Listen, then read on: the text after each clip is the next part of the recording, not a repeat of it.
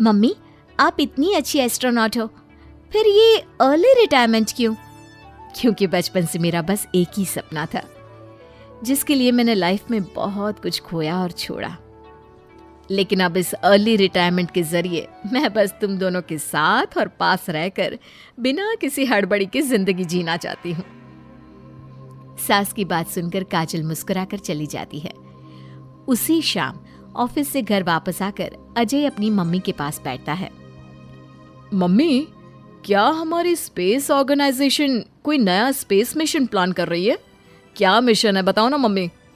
हे भगवान, शरीर इतना बड़ा हो गया लेकिन दिमाग आज भी बच्चों से गया गुजरा है।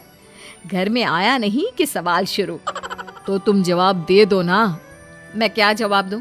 जैसे तुझे मेरे रिटायरमेंट के बारे में पता ही नहीं। इतने समय से तूने मुझे ऑफिस जाते हुए देखा क्या? फिर मुझे कैसे पता होगा? जा, तेरी पत्नी से पूछ, वो रोज ऑफिस जाती है। माँ की बात पर अजय आवाज लगाकर काजल को बुलाकर वही सवाल उससे भी पूछता है, पर काजल उसका कोई जवाब नहीं देती। और बोलो पत्नी से पूछने के लिए। मैडम जवाब ही नहीं दे रही। सवाल जायज हो तो जवाब मिलेगा ना। तुम्हें अच्छे से पता है, कॉन्फिडेंशियलिटी रूल्स के चलते हम किसी से भी ऑर्गेनाइजेशन और मिशन से रिलेटेड कोई बात नहीं कर सकते। वो तो पता है, लेकिन मुझसे भी छुपाने का मतलब समझ में नहीं आया। वो मम्मी, रिटायरमेंट एप्लीकेशन के बाद से आपने ऑफिस भी आना बंद कर दिया। सबको लगा कि अब आप इंटरेस्टेड नहीं होगी, इसलिए इन्फॉर्म नहीं किया। क्या तुम भी इस मिशन का हिस्सा हो? मैं ही इस मिशन की लीड साइंटिस्ट हूँ। ये हमारा अब तक का सबसे बड़ा और इम्पोर्टेंट मिशन है। अगर ये सक्सेसफुल हो गया तो दुनिया में हमारे नाम के साथ मेरा प्रमोशन भी पक्का है। काजल की बात सुनकर दोनों माँ बेटे हैरान रह जाते हैं, लेकिन फिर सब साथ मिलकर सेलिब्रेट करते हैं। अब दिन बीतने लगते हैं। काजल स्पेस मिशन के चलते पहले से ज्यादा बिजी हो जाती है और देर तक ऑफिस में समय बिताने लगती है। कुछ समय तक इसे चुपचाप देखने के बाद एक सुबह बहू को सामने देखकर आखिरकार सास उसे टोक ही देती है। आ रही हो या जा रही हो? भाई, हमें तो तुम्हारी शक्ल देखे लगता है सदियां बीत गई। मैडम कब आती है कब जाती है कुछ पता ही नहीं चलता। अरे ऐसा कौन सा मिशन है जिसने सुबह रात घर परिवार सब भुला दिया?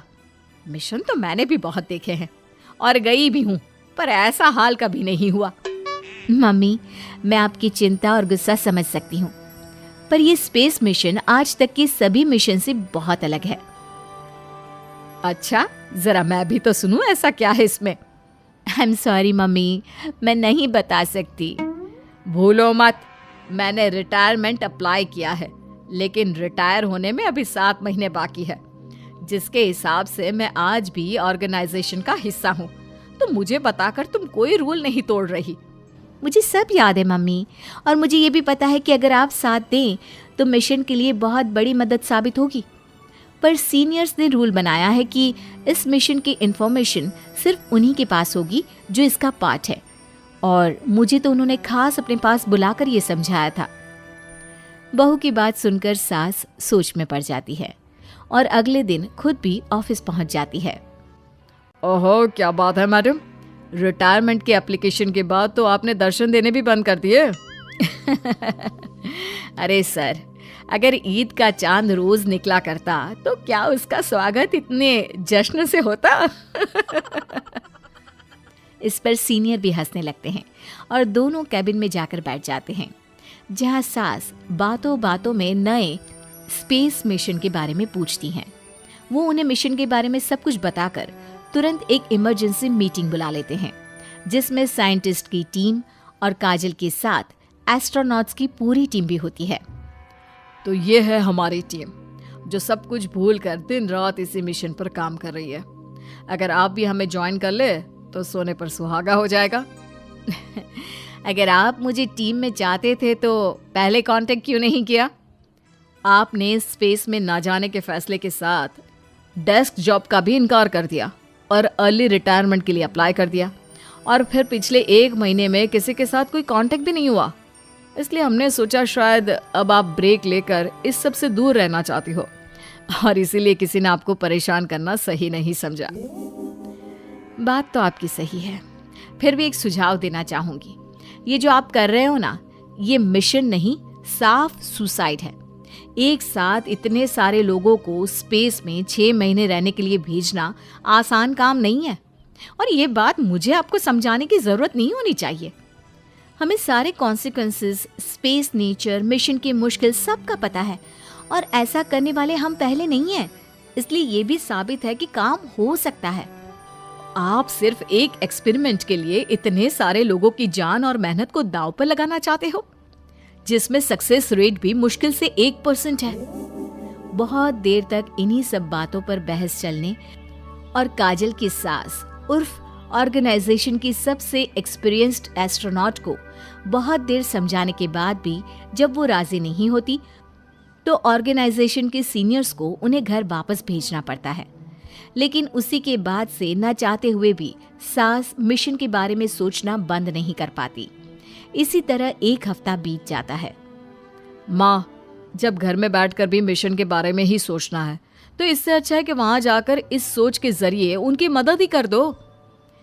उन्हें ऑफिस में नहीं, स्पेस में जाने के लिए मेरी जरूरत है। वो चाहते हैं कि मैं हेड एस्ट्रोनॉट बनकर बाकी सबके साथ स्पेस में जाऊं। वाओ, रिटायरमेंट से पहले आखिरी असाइनमेंट की तरह इससे अच्छा और क्या हो सकता है माँ? आपको हाँ बोल देना चाहिए। उस टीम में एक मेंबर काजल भी है। अगर हम दोनों ही चले जाएंगे तो तुम अकेले कैसे रहोगे? वहां से जिंदा वापस आने की कोई गारंटी नहीं बेटा।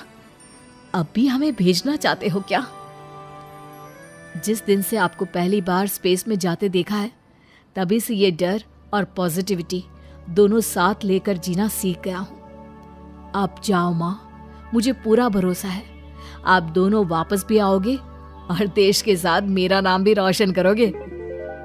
बेटी की बात सुनकर माँ के अंदर हिम्मत आती है और वो एक बार फिर स्पेस ऑर्गेनाइजेशन पहुंच जाती है, जहां उसके फैसले से सब बहुत खुश होते हैं और स्पेस मिशन की तैयारी पहले से ज्यादा जोश में शुरू हो जाती है। कुछ ही समय बाद दोनों सास बहू स्पेस में पहुंच जाती हैं। आखिरकार आज मेरी साइंटिस्ट बहू एस्ट्रोनॉट भी बन गई। सिर्फ स्पेस सूट पहन लेने से कोई एस्ट्रोनॉट नहीं बन जाता। मैं साइंटिस्ट हूँ और उसी में खुश हूँ। अगर मिशन की रिक्वायरमेंट नहीं होती तो शायद कभी यहाँ आती भी नहीं।